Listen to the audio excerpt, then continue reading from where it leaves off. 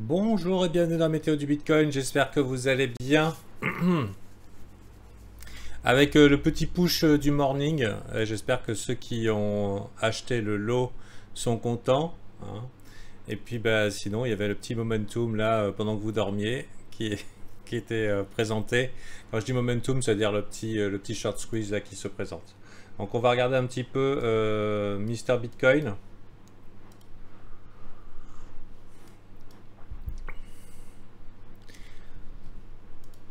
Alors, il y a des choses qui sont intéressantes, mais bon. Déjà, on est extrêmement... Oh là là, j'avais pas vu ça. On est extrêmement corrélé au S&P 500. Et globalement, hier, le Nasdaq et le S&P 500 ont chuté pendant toute la session US jusque dans les lots. Donc en fait sur les supports. Et en général, c'est là où les gens commencent à avoir peur. Donc arrive toute la journée session européenne.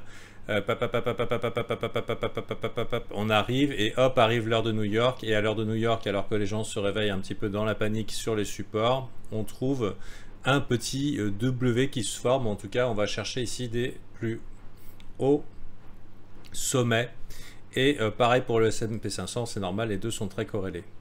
Alors ce qu'il y a, c'est que pour le Bitcoin c'était un petit peu pareil.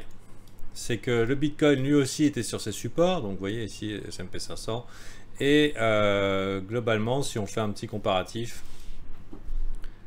hop, New Price Scale, globalement, on a trade à peu près le même asset.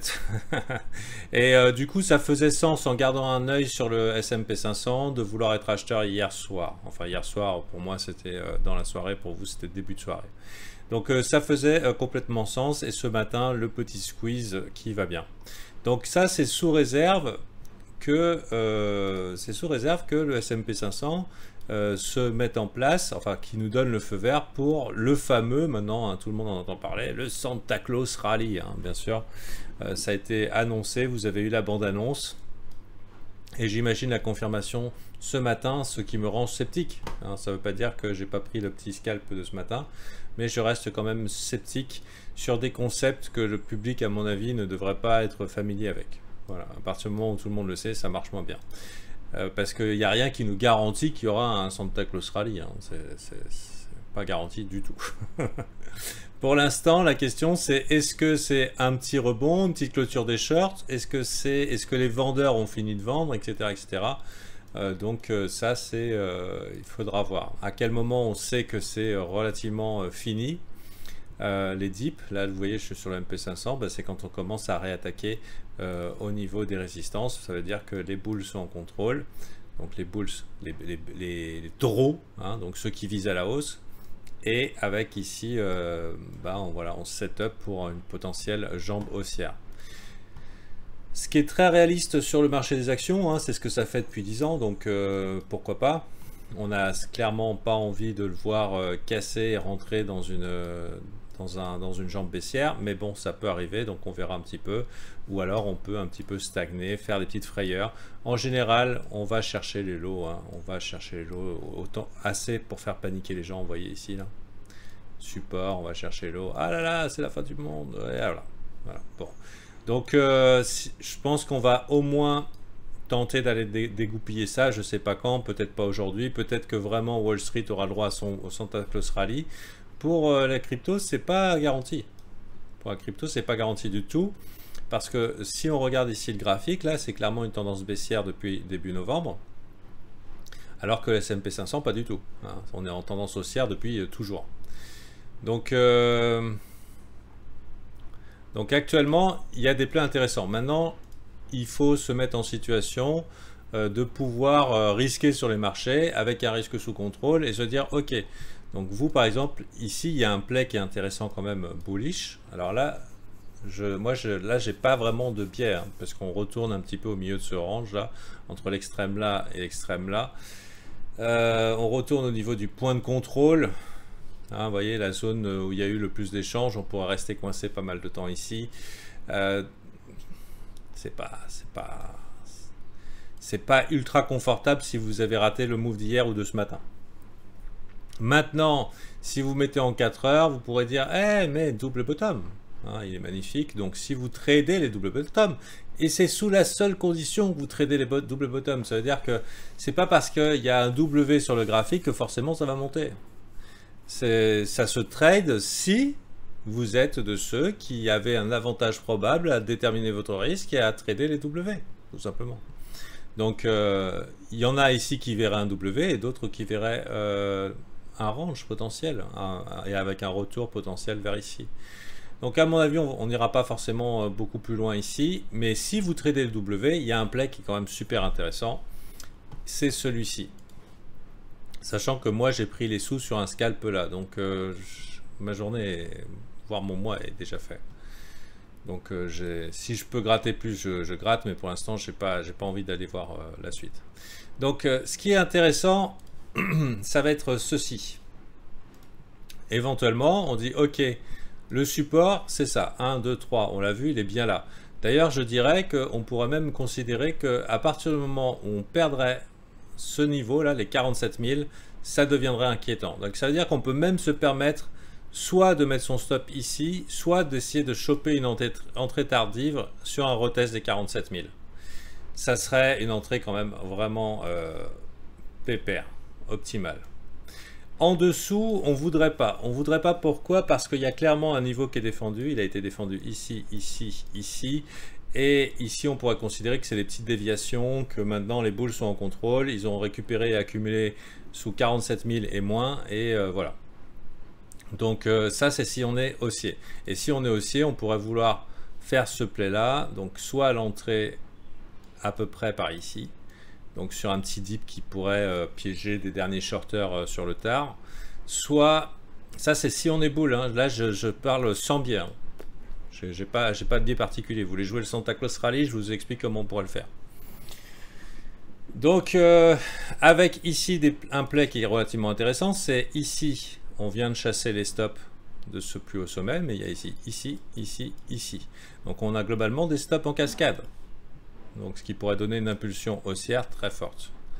Voilà, c'est pour ça que ce matin, très tôt, pendant la nuit chez vous, j'ai fait une alerte sur le groupe VIP pour prévenir et regarder le graphique. C'est pas pour qu'ils prennent le trade, c'est parce qu'en fait, des fois, si tu regardes pas et que tu te réveilles là, c'est la souffrance ultime en fait. Parce que tu as tellement raté le move que ça devient impossible de rentrer dedans. Et du coup, souffrance, machin et tout. Et surtout si après, il y a du jeu et que ça continue. Donc quand je vais faire une alerte sur le Discord, ça je dis ça pour les VIPs, c'est pas pour que vous soyez en train de FOMO, c'est que vous donniez l'opportunité de regarder et agir ou pas. Hein, si ça correspond à votre plan, si bah non, il n'y a rien. Mais simplement pour pas vous réveiller avec une pump de 10 ou 15%. Et ensuite dire bah ça y est, j'ai raté le bottom et tout, et refuser de monter dans le train. Donc ici pour l'instant on a une jolie petite structure, on a des potentiels stops en cascade, mais on est dans une tendance baissière. On est dans une tendance baissière et je dirais que ça paraît un peu facile ce Santa Claus Rally. Il paraît un petit peu facile, c'est pour ça que j'ai préféré avoir une target réaliste et attendre un peu de voir ce qui se passe. Mais bon, et si vous voulez jouer ça, bah vous pouvez jouer ça. Ça peut être dans cette zone ici, par exemple, ça pour 55 000.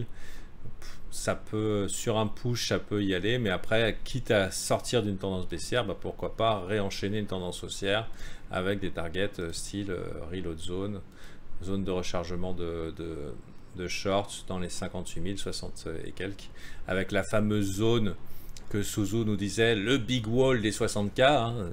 Il a misé la ferme à 60 000, donc il va peut-être vouloir sortir et éviter, limiter la casse. Comment font les gros pour limiter la casse? Hein, ils achètent le top, enfin Suzu, comment il fait? il achète ici, il dit ouais c'est super bull, et après il souffre, et il achète ici. Du coup, il se retrouve avec sa moyenne ici, et puis il fait des tweets toutes les heures pour faire pousser le prix autant que possible ici. Et pendant que tout le monde est en train de se taper dans la main, il dit ouais, c'est bon, c'est beau, le super cycle, machin et tout. Il dégage et il fait ouf, putain, j'ai évité de perdre des milliards. Bon. Donc, ça, c'est quand t'es coincé. Donc, dans tous les cas, c'est pas vraiment bullish parce que les 60K, c'est vraiment une sacrée résistance. Et selon la volonté des gens de vouloir sortir du marché, selon la taille de leur position, bah, on pourrait trouver résistance bien avant. Après, c'est sûr que le Bitcoin, c'est pas un play populaire. On peut pas dire qu'il y a beaucoup de public dedans. Donc, qui sait si on n'irait pas plus loin, on profiterait du fait que les retails soient tous coincés sur des alts qui font plus rien. Enfin, bon, tout ça, c'est une théorie. Donc, la théorie des liquidations et d'un short squeeze avec des stops en cascade, c'est pas mal. Après, pour moi, on est toujours dans le marais des morts. Hein. Donc, ce marais des morts, c'est ce genre d'environnement. C'est de l'espoir, mais ça va nulle part. Donc, j'ai quand même l'impression qu'on ira chasser ces lots-là. Ça, c'est mon biais personnel. Hein. Donc, ce qui forcément, on trade ce qu'on croit. Qui m'invite à la prudence. J'ai quand même l'impression qu'on perdra ces lots-là et j'ai aussi clairement l'impression qu'à terme, on perdra les 40 000. Après, on verra. Mais pour l'heure, pour moi, c'est une vision un petit peu court terme. Donc, pourquoi pas, tout le monde se tient la bite, on pousse ici, voilà, et ensuite, on se met à glisser dans le désespoir le plus total. C'est possible. Je ne sais pas exactement comment on va être mangé. Ça dépendra, est-ce qu'on a le feu vert des actions? Est-ce que... où on se situe et tout. Mais pour l'instant, on n'a pas eu atteint le point de non-retour psychologique où tout le monde se dit c'est foutu. On n'en est pas là. Donc là, pour l'instant, on est juste dans un environnement où les shorts ont commencé à prendre leur profit, donc clôturés, et où les bulls se défendent après une chute de 30 et quelques %. C'est normal qu'on trouve acheteurs, hein, c'est complètement normal. Donc voilà, donc du coup on se retrouve un peu coincé dans cette zone. Donc à voir. Donc soyez libre de trade vos plays. À partir du moment où on trade, on utilise un outil qui s'appelle le risque récompense. Ça veut dire que quand on va trade, on va essayer de gagner plus que ce qu'on perd. C'est ce qui nous permet d'être gagnant sur la durée, sans forcément avoir raison. Donc là je suis dans un cadre où j'ai pas forcément de play haute probabilité. Sinon que ça pourrait être une bonne journée ou de bons quelques jours pour les bulls, mais avec précaution en ce qui me concerne. Voilà. Pourquoi pas une feinte de plus haut sommet en 4 heures? Mais c'est ce que je dis. Ah, tu veux dire que tout de suite on repart vers le bas?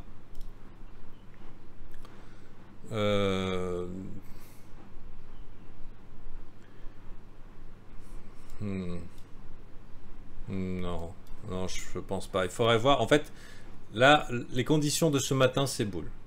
C'est bull.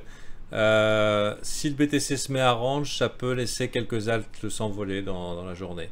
Et dans le pire des cas, arriver heure de New York, le petit dégueulis, si ça tourne mal.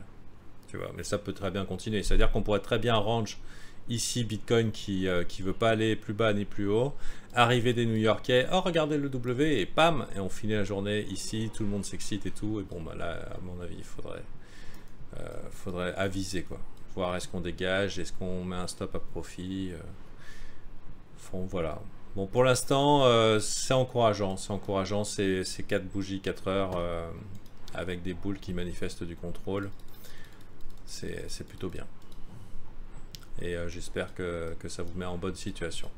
Je vous souhaite une bonne journée et je vous dis à demain. Il n'y aura pas de météo du Bitcoin entre le 25, bon ça c'est normal parce que je ne travaille pas, et le 1er.